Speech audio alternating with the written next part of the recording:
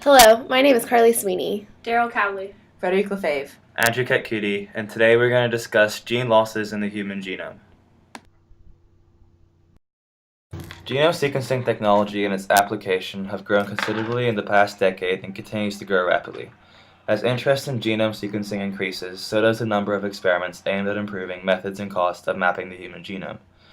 In this particular experiment, MacArthur and a group of scientists used whole genome sequencing data from 185 individuals who represented three populations: Yoruba individuals from Ibadan, Nigeria, YRI, or basically the African population, Northern and Western European origin from Utah, CEU, the Caucasian population, and Japanese individuals from Tokyo and Chinese individuals from Beijing, CHB plus JPT, the Asian population, to look at the true prevalence of genetic variants predicted to disrupt the protein-coding genes known as loss of function or LOF variants.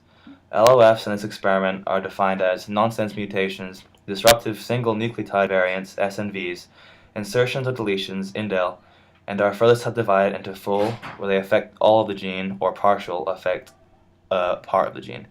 And this experiment is aimed to look at if LOFs are actually as prevalent as recent research suggests, that humans carry 200 to 800 LOFs.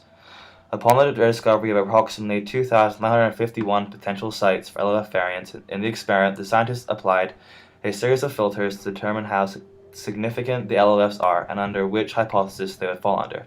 The less is less, the LOFs are deleterious and play a large role in severe diseases.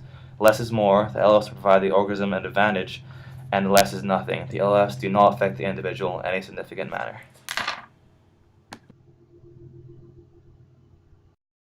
Filtering in this experiment was thoroughly conducted based upon a series of different experimental validation experiments and sought to remove any LOFs that were not actually present in the phenotype of the individual, otherwise known as false positives. In the graph below, looking specifically at one LOF, insertion and deletions, also known as indels, along the coding sequence, you can see the count of LOFs is significantly different from before, represented by purple, and after, represented by red. The difference in the before and after of filtering is also seen in the following table. Displays the different LOF variant types found overall and in all three subgroups of the population before on the left and after on the right the filtering processes were conducted. The values enclosed in the parentheses are homozygous sites, which are oftentimes more likely to be harmful to the individual. As you can see, the amount of genes drastically reduces from before and after filtering because only 43.54% of LOFs actually contribute to the phenotype. Also, if you look closely at each subgroup, the tendency is that the YRI, or African group, typically has more LOFs. This can be explained by the overall greater genetic diversity of this population. Another tendency is for the CHB plus JPT East Asian group to have more false positives. This is further displayed in the following diagram. This comparative bar graph shows each specific population subgroup along the x-axis and the false positive test rate along the y-axis for three different variables: LOF, or loss of function proteins, previously defined in the introduction of our presentation; missense, mutations that cause the stop of transcription; and synonymous, mutations that simply change the last base in a codon, therefore not impacting the individual because the codon will still correspond with the same amino acid.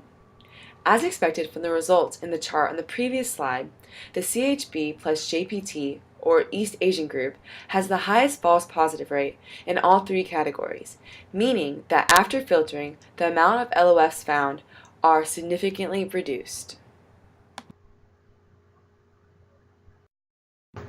The data and results of this experiment show that after filtering, the number of LOFs that actually affected phenotype of the individual was drastically reduced by eliminating false positives and gene sequencing or annotation errors. The reduction in the number of significant LOFs supports the less is nothing hypothesis, since the LOFs are not negatively or positively impacting the individual. This hypothesis is further supported by the fact that an individual may have up to 100 LOF variants and the absence of up to 20 genes and still be perfectly healthy, meaning humans are typically LOF tolerant. However, just as easily, one rare deleterious LOF may cause severe disease. Researchers identified 21 LOF disease-causing variants during experimentation, supporting the less is less hypothesis because the individual is being negatively influenced. The data collected also indicated that the presence of an LOF in the phenotype of an individual does not solely rely on whether or not the LOF is in the genome. Other factors such as genetic diversity and external stimuli such as drug availability and exposure to infectious disease may influence the impact an LOF has. For example, participants in the experiment from the YR group from Nigeria are more likely to be affected by LOF variants because of the greater genetic diversity of the African population, and they may be further impacted by LOFs because they may have less access to certain medications, hygiene, and healthcare. Basically, LOFs are going to be present in every individual. However, because of sequencing and annotation errors, which account for 44.9% of the human genome, the number of LOFs may be over-exaggerated. Therefore, it is important to put results into perspective and take precautions when diagnosing an individual with a disorder based on their human genome sequencing, since many of the LOFs may not affect phenotype at all, as seen by the filtering processes conducted in this experiment. Not to mention, the severity of the LOFs and their impact on individuals may vary based on the environment and ethnicity. Nonetheless, advantageous, disadvantageous, and neutral LOFs were all discovered during this experiment, supporting all three hypotheses and re-emphasizing the fact that LOFs can have a broad spectrum of effects. But since everyone has LOFs and the majority of the population does not have distinct phenotypic issues, it can be assumed that people are generally LOF tolerant. This experiment in general opened up a variety of avenues for which genome sequencing can be further improved by accounting for previous mistakes and counterbalancing them with the different filtering processes. Eventually, these results can be manipulated to make genome sequencing more efficient and less costly, which is ultimately MacArthur's goal when it comes to genome sequencing.